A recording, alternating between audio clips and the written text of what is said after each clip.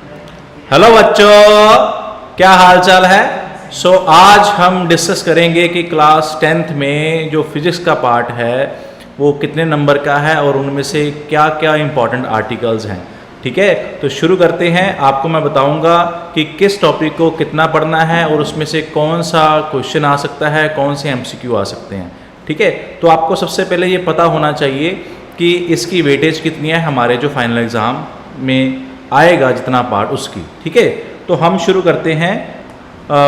सबसे पहले जो हमारे MCQ हैं, ठीक है, वो मैक्सिमम आपको आएंगे 4 और जो आपका असर्शन एंड रीजनिंग है वो आएगा 1 और जो 2 मार्क क्वेश्चन है वो आपको आएगा 1 और जो 3 मार्क क्वेश्चन है वो आपको आएंगे 3 और जो 5 मार्क क्वेश्चन है वो आपको आएगा 1। इसके अलावा जो आपका केस स्टडी का पार्ट है वो आपको आएगा 1, जिसको हम बोल सकते हैं डाटा एनालिसिस के बेस पे आ सकता है या वैल्यू बेस्ड क्वेश्चन है वो आपको आ सकता है। ठीक है, तो ये अप्रोक्सीमेटली आपके 27 मार्क्स बन जाते हैं। ठीक है, तो एक आधा नंबर ऊपर नीचे हो सकता है। ठीक है, तो हम शुरू करते हैं सबसे पहले चैप्टर से जिसका नाम है refraction and reflection of light. Okay, तो हमारे पास जो रिफ्लेक्शन चैप्टर है इसमें आपने क्या क्या पढ़ना है। तो सबसे पहले हमारे पास जो क्वेश्चन आता है लॉ ऑफ रिफ्लेक्शन के बेस पे आपको 1 नंबर का MCQ आ सकता है, जिसमें हमें पता है कि हमारे पास जो एंगल ऑफ इंसिडेंस है और एंगल ऑफ रिफ्लेक्शन है, ठीक है, ये दोनों इक्वल होते हैं। ठीक है, इसमें से ये आपको ये एंगल दे सकता है और ये एंगल आपसे पूछ सकता है, तो इसमें आपको कोई प्रॉब्लम नहीं आएगी। ठीक है, तो इसके बाद हमारे पास जो जितने भी स्फेरिकल मिरर्स के केसेस हैं, हमारे पास 2 स्फेरिकल मिरर हैं, एक हमारे पास कॉनकेव है, एक हमारे पास कन्वेक्स है। इसके 6 डायग्राम्स हैं, इसकी आपके पास 2 डायग्राम्स हैं और इनके यूजेस हैं। ओके, तो कौन सी डायग्राम इसमें से इंपॉर्टेंट है, देखो हमारे पास ये जो डायग्राम है जिसमें इन्फिनिटी से ऑब्जेक्ट आता है। ठीक है, तो ये जैसे मान लो कि ऑब्जेक्ट काफ़ी दूर है तो वो रेज पैरेलल छोड़ेगा, तो हमें पता है इमेज फोकस पे बनेगी। ये वाले से लेके हमारा जो लास्ट डायग्राम है इसका, जिसमें हमारे पास ऑब्जेक्ट फोकस और पोल के बीच में होता है और हमारे पास वर्चुअल इमेज बनती है। तो ये जो 6 डायग्राम्स हैं यहाँ से लेके नंबर 1 से लेके नंबर 6, इसमें से जो फर्स्ट 5 डायग्राम्स हैं, ठीक है, जिसमें ऑब्जेक्ट फोकस पे होता है और इमेज इन्फिनिटी पे बनती है, वो हमारे पास रियल और इन्वर्टेड इमेज की डायग्राम है। और उसके बाद हमारे पास जो लास्ट वाला केस आता है वो वर्चुअल इमेज वाला है। तो ये अकेला ही सबसे ज़्यादा इम्पॉर्टेंट है। ठीक है, इसमें आपने इसकी जो एप्लीकेशंस है वो भी साथ साथ करनी है। छोटी छोटी एप्लीकेशंस हैं, आपको उसमें से MCQ भी आ सकता है या जनरली आपको कोई कंसेप्चुअल क्वेश्चन फ्रेम होके आ सकता है। और इसके बाद हमारे पास कन्वेक्स मिरर के सिर्फ 2 डायग्राम्स हैं, जिसमें हमारे पास जो ऑब्जेक्ट है इन्फिनिटी पे है या ऑब्जेक्ट कहीं पे भी रखा हुआ है, जो प्रिंसिपल एक्सेस यहाँ पे रखा हुआ है, तो हमें पता है इसकी छोटी और वर्चुअल इमेज बनेगी।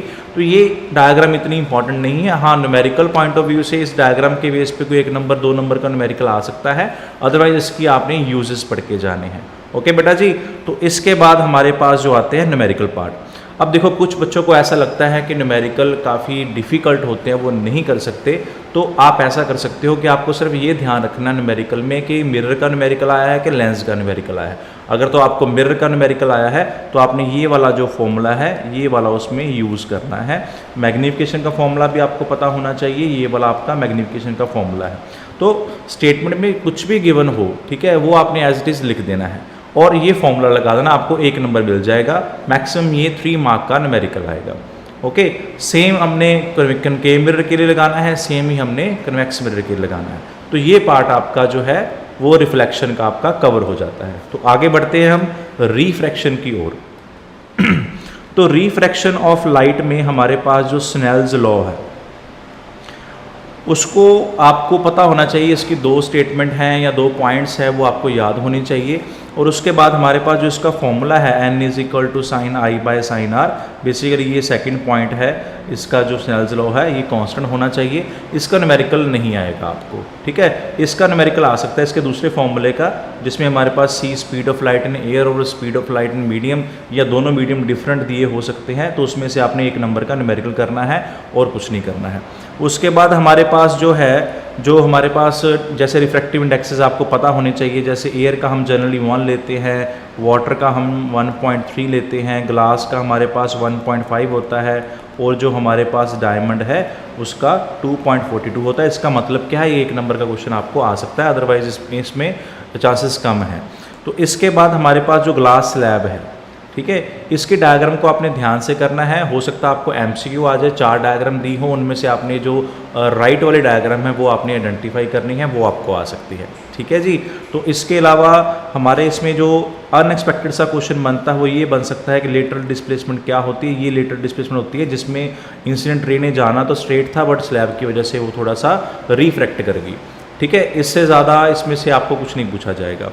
उसके बाद हमारे पास जो नेक्स्ट है वो हमारे पास इसके और कोई न्यूमेरिकल्स नहीं बनते हैं, और हमारा जो नेक्स्ट पार्ट जो लेंसेज का है वो हम करते हैं। तो लेंसेज में हमारे पास जो कन्वेक्स लेंस है इसके भी 6 डायग्राम हैं, सेम एज जो हमारे पास कॉनकेव मिरर की थी। आपने इसकी एप्लीकेशंस को ध्यान से करना है, सारे केसेस के आपको एप्लीकेशन पता होनी चाहिए। जैसे हमारे पास जो इन्फिनिटी है, ऑब्जेक्ट इन्फिनिटी पे हो तो ऑब्जेक्ट फोकस पे बनता है। अगर आपके पास दिनेश की बुक है तो उसमें साथ साथ दिए गए हैं, या आप कोई भी रेफरेंस बुक उठा सकते हो, उसमें आपको बताया गया। इसकी एप्लीकेशन जैसी है, ये जो एस्ट्रोनॉमिकल टेलीस्कोप में यूज़ किया जाता है, ठीक है।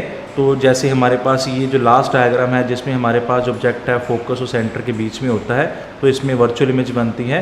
तो ये वाला केस जो है हमारे पास आपको पता होनी चाहिए भी कहाँ पर यूज़ होता है। इसको मैग्नीफाइंग ग्लास बोलते हैं, या इसको हम सिंपल माइक्रोस्कोप भी बोल देते हैं। तो ये सारे केसेस आपको याद होने चाहिए। न्यूमेरिकल तभी आप अच्छे से कर सकोगे अगर आपको सारे केसेस टिप्स पे याद हों। ऑब्जेक्ट कहाँ पे है, फर्स्ट फोकस पे है या सेकंड फोकस पे है, या दोनों के बीच में है, या सेकंड फोकस से पहले, जितने भी केसेस हैं वो आपने ध्यान से करने हैं। अगर कोई एक पर्टिकुलर केस नहीं आता तो न्यूमेरिकल इसमें से आपको 101% आएगा, ठीक है। अगर आपको कुछ आइडिया लेना है कि किस तरह का पेपर आएगा तो आप CBSE का पेपर भी उठा के देख सकते हो, ठीक है। उसके बाद हमारे पास जो लेंस फॉर्मूला है 1/v - 1/u 1/f, वैसा ही हमारे पास मैग्नीफिकेशन का फॉर्मूला है, ठीक है। इसको अगर आप यूज़ करोगे तो वैसे ही जैसे मैंने कॉनकेव मिरर में आपको बताया, इसका आपको 1 नंबर मिल जाएगा। जो स्टेटमेंट में गिवन है वो आपने लिखना है, और ये जो लेंस फॉर्मूला है वो आपने यूज़ करना है।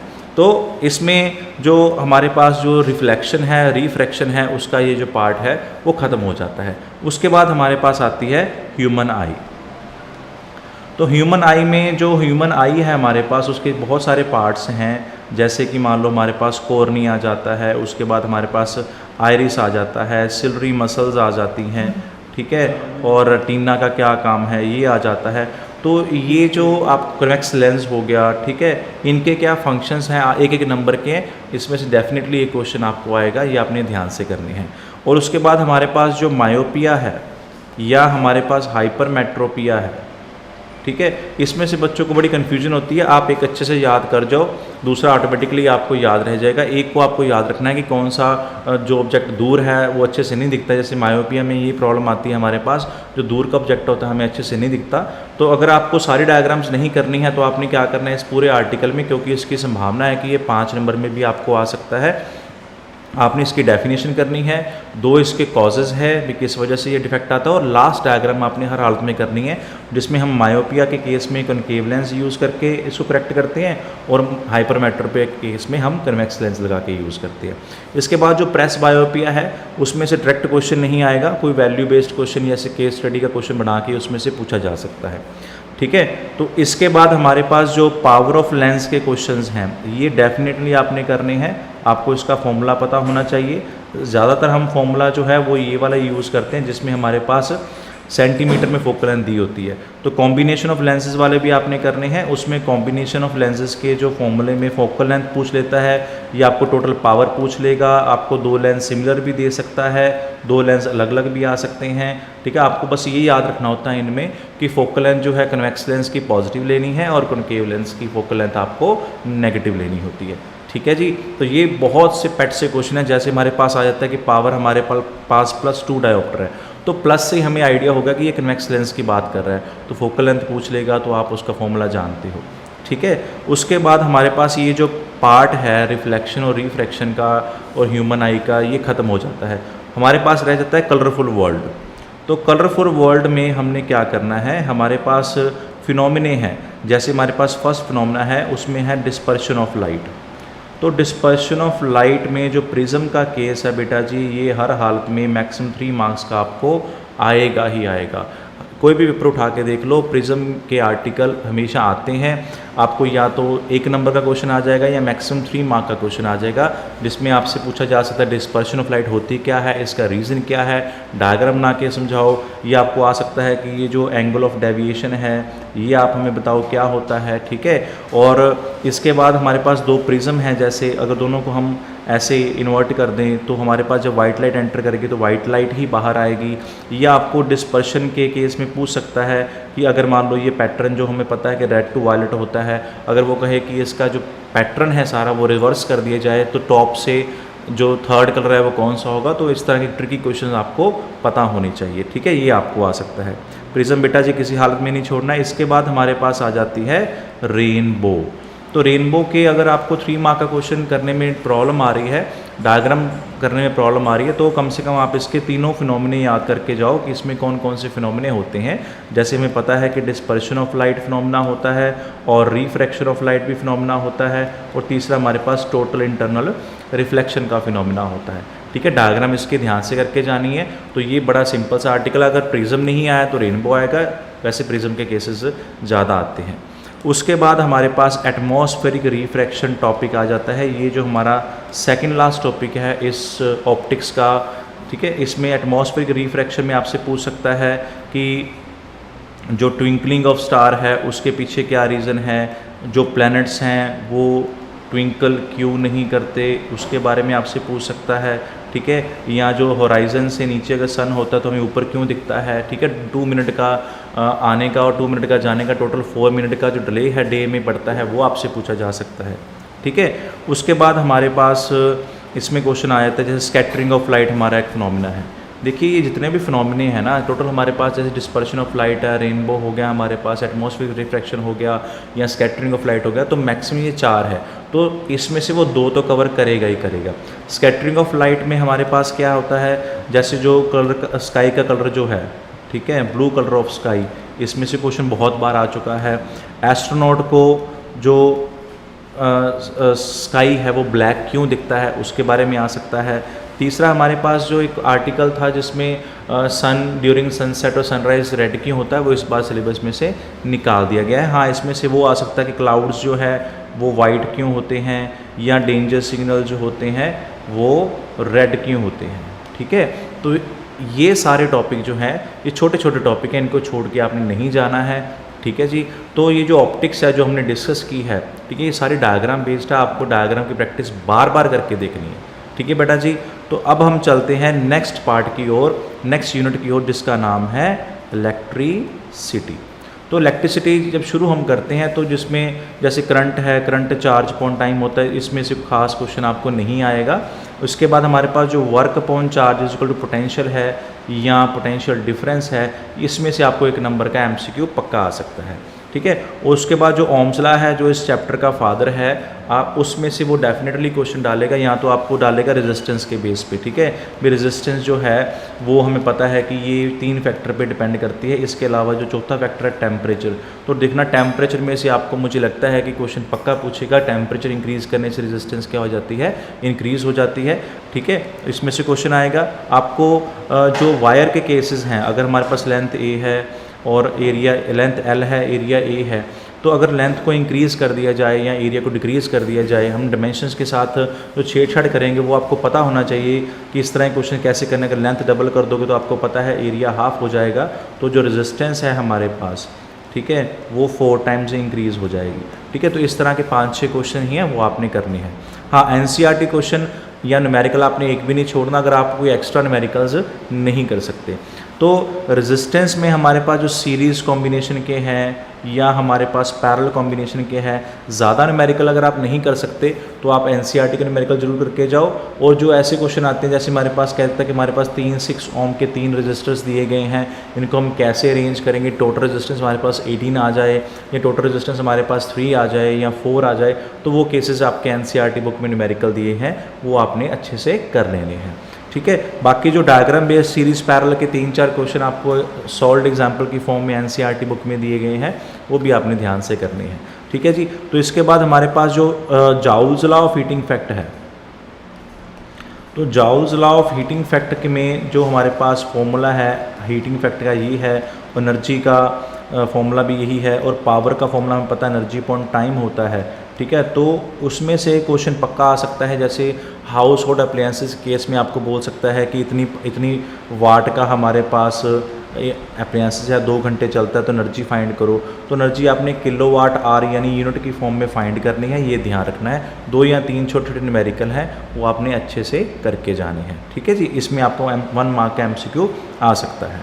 और उसके बाद हमारे पास जो ओम्स लॉ की मैं बात कर रहा था, ओम्स लॉ के केस में हमारे पास पता है कि वोल्टेज करंट का ग्राफ है, ये जो स्लोप है, ठीक है जी, इसमें हमारे पास पता होना चाहिए कि स्लोप से हम रेजिस्टेंस कैसे फाइंड कर सकते हैं। ग्राफ को ध्यान से देखना है कि अगर वोल्टेज और करंट इस तरह दिए गए हैं तो स्लोप रेसिप्रोकल ऑफ रेजिस्टेंस हो जाएगी। अगर यहाँ पे मान लीजिए वोल्टेज की जगह यहाँ पे करंट लिखा है, यहाँ पे वोल्टेज लिखी है, तो ये जो स्लोप है ये आपकी डायरेक्टली प्रोपोर्शनल टू रेजिस्टेंस आ जाएगी, ठीक है। ये चीज़ें आपको पता होनी चाहिए। और जो रेजिस्टेंस है वो किन किन फैक्टर पे डिपेंड करती है, लेंथ, एरिया, टेम्परेचर और नेचर ऑफ वायर पे डिपेंड करती है। जो रेजिस्टिविटी होती है वो सिर्फ नेचर और टेम्परेचर पे डिपेंड करती है, ये आपको पता होना चाहिए। तो ये था सिर्फ इलेक्ट्रिसिटी के बारे में। आगे हम चलते हैं, जो हमारा आरटी चैप्टर है मैग्नेटिक इफेक्ट्स ऑफ करंट। तो इसमें कुछ पार्ट हमारा सिलेबस में डिलीट हो चुका है, जैसे फर्स्ट आर्टिकल था ओस्टेड एक्सपेरिमेंट, वो अब पार्ट सिलेबस में नहीं है। तो फिर भी आपको थोड़ा सा पता होना चाहिए कि वो एक्सपेरिमेंट क्यों किया गया था, ठीक है। क्योंकि हमारे पास अगर कोई वायर है उसमें करंट है तो उसके अराउंड मैग्नेटिक फील्ड होगा। अगर हमारे पास करंट कैरिंग कॉइल है उसके सेंटर में मैग्नेटिक फील्ड होगा। आपको पता होना चाहिए कि इसके जो फॉर्मूले हैं, ठीक है, वो क्या है। मैग्नेटिक फील्ड का इसमें जो फॉर्मूला है वो 2 चीज़ों पे डिपेंड करता है, ठीक है, डिस्टेंस और करंट पे। इसमें डिस्टेंस रेडियस बन जाएगा और करंट हमारे पास आई है, बट इसमें एक फैक्टर और ऐड हो जाएगा, नंबर ऑफ टर्न्स। तो नंबर ऑफ टर्न्स अगर ज़्यादा होंगी तो मैग्नेटिक फील्ड क्या होगा, ज़्यादा होगा, ठीक है। तो इस बेसिस पे आपको MCQ पक्का आ सकता है। उसके बाद हमारे पास जो इसका बनता है, जैसे एक्टिविटी बेस्ड क्वेश्चन आपको डाल सकता है, ठीक है। अगर हम वायर के पास नीडल लेके जाएंगे तो क्या होगा, वो 1 मार्क का MCQ आ जाएगा, क्यों होगा। आपको राइट हैंड थंब रूल जो है, ठीक है, वो आपको पता होना चाहिए, ठीक है, वो किसके लिए यूज़ किया जाता है। अगर हमारे पास करंट अपवर्ड है तो anti clockwise magnetic field lines होगी, डाउनवर्ड है तो वो क्लॉकवाइज होंगी, ठीक है, ये आपको पता होना चाहिए। उसके बाद हमारे पास आ जाता है सोलेनॉइड। तो देखो सोलेनॉइड जो है ना, इस चैप्टर का सबसे इंपॉर्टेंट आर्टिकल है, ठीक है। आपको डायग्राम ध्यान से करनी है। कुछ बच्चे देखो डायग्राम ऐसे बनाते हैं, ये हमारे पास कॉइल होगी, इसके अराउंड मैग्नेटिक फील्ड ऐसे बना देते हैं, तो ऐसे नहीं होता। आपको पता है कि जो सोलेनॉइड के अराउंड मैग्नेटिक फील्ड आता है वो हमारे पास इस तरह से आता है, ठीक है, जैसे बार मैग्नेट की फॉर्म में होता है, ठीक है। ज़्यादा लाइंस आपने नहीं बनानी, 3 या 5 लूप्स की फॉर्म में आपने इसको कंप्लीट कर देना है। उसके बाद हमारे पास जो टेम्परेरी मैग्नेट है, परमानेंट मैग्नेट है, उसमें आपको डिफरेंस पता होना चाहिए। उसके चांसेस ठीक ठीक है, बट सोलेनॉइड आपने किसी हालत में नहीं छोड़ना। हाँ, सोलेनॉइड के अगर अंदर हम कोई हमारे पास मान लो आयरन का पीस रख दिया जाए और इसमें से करंट पास करें तो आयरन क्या बन जाएगा, एक मैग्नेट बन जाएगा। तो यानी जो इलेक्ट्रोमैग्नेट का आर्टिकल है ये 3 मार्क का बहुत बार पेपर में आया है। तो सोलेनॉइड के अलावा अगर इंपॉर्टेंट आर्टिकल की बात करें तो ये वाला आर्टिकल है, तो इसको अच्छे से करके जाना है, थ्योरी ध्यान से आपने करनी है। और उसके बाद हमारे पास अगर हमारे पास कोई वायर है, ठीक है, जैसे हमारे पास यह सर्किट बना दिया मैंने, तो हमारे पास अगर कोई वायर है, इसमें करंट जा रहा है और अगर हम साइड पे मैग्नेटिक फील्ड लगा दें, ठीक है, तो वायर पे किस डायरेक्शन में फोर्स लगेगी। तो फ्लेमिंग लेफ्ट हैंड रूल आपको याद होना चाहिए और फोर्स का फॉर्मूला आपको पता होना चाहिए कि ये वाला होता है BIL। याद रखना बड़ा इजी है, B for Britannia, I for industry, L for limited, ठीक है, तो इससे आप याद कर सकते हो। और उसके बाद हमारे पास जो EMI का टॉपिक है, इलेक्ट्रोमैग्नेटिक इंडक्शन, इस बार वो सिलेबस में नहीं है। जैसे हमारे पास जनरेटर है वो या मोटर है वो इस बार सिलेबस में नहीं है। हाँ, आपको DC करंट के बारे में पता होना चाहिए, ठीक है, सारे फीचर्स पता होने चाहिए। जैसे इसकी फ्रिक्वेंसी 0 है और AC है, उसकी कोई ना कोई फ्रिक्वेंसी होती है। हमारे घर में ये 50 हर्ट्ज़ की आती है। कौन सा ज़्यादा डेंजरस है, AC ज़्यादा डेंजरस है या DC ज़्यादा डेंजरस है, AC के क्या क्या एप्लीकेशंस हैं, इसके बेसिस पे ना आपको वो जो केस स्टडी वाला क्वेश्चन है वो बना के डाल सकता है, ठीक है। इसके बाद हमारा जो लास्ट पार्ट है इसका वो है डोमेस्टिक सर्किट। तो इसमें हमारे पास 3 तरह के वायर, लाइव वायर होती है, न्यूट्रल वायर होती है, ठीक है, और अर्थ वायर होती है। इन तीनों के फंक्शन आपको पता होने चाहिए, ठीक है। आपको जो हमारा सर्किट है, डोमेस्टिक सर्किट, ठीक है, जिसमें हमारे पास हमें पता होता है कि पीछे से 2 वायर्स आ रही हैं, एक लाइव वायर आ रही है, एक न्यूट्रल वायर आ रही है, हमारे मीटर में आती है, उसके बाद घर में ये सप्लाई चली जाती है। तो ये डायग्राम आपको आनी चाहिए। आप ध्यान से देखना कि जो आपका CBSE का सैम्पल पेपर है उसमें से इसने 5 मार्क का क्वेश्चन इसमें से डाला हुआ है, ठीक है। तो आपको इसके बारे में सारी नॉलेज होनी चाहिए भी कौन सी वायर कहाँ यूज़ होती है, अर्थ वायर का क्या काम है। हाँ, अर्थ वायर का भी क्या काम है आपको पता होना चाहिए, और फ्यूज़ वायर का काम भी आपको पता होना चाहिए। फ्यूज़ वायर किस से बनी होती है, लेड और टिन से बनी होती है, ठीक है, ये आपको पता होना चाहिए, ठीक है। तो ये छोटे छोटे क्वेश्चन से हैं, बहुत ज़्यादा इंपॉर्टेंट है, ठीक है, इसको ध्यान से करना है। अगर फिर भी आपको लगता है कि कोई आर्टिकल आपको डिफ़िकल्ट लगता है या हम इसको कैसे याद रखें, ठीक है, तो आपको कमेंट सेक्शन में कमेंट करके बता सकते हो, ठीक है। तो जल्दी ही हम मिलेंगे और छोटी छोटी वीडियो के साथ, ठीक है। और आप अच्छे से तैयारी करनी है आपने, ठीक है। पेपर बहुत ईजी आएगा, कंसेप्चुअल बेस्ड आएगा, ठीक है। सबसे पहले आपने जो बड़े क्वेश्चंस हैं वो ट्राई करने हैं, 5 मार्क वाले, 4 मार्क वाले, 3 मार्क वाले, 2 मार्क, एट द एंड आपने MCQ करने हैं, ठीक है। क्योंकि MCQ में कभी बार होता है कि हमें पता होता है, हमें आता है, कभी बार समझ नहीं आती कौन सी ऑप्शन ठीक नहीं है या ठीक है, तो हम कंफ्यूज हो जाते हैं। तो हमने कंफ्यूज नहीं होना है, ठीक है, कूल माइंड से आपने पेपर करना है, ठीक है। तो all the best, have a good day, thank you.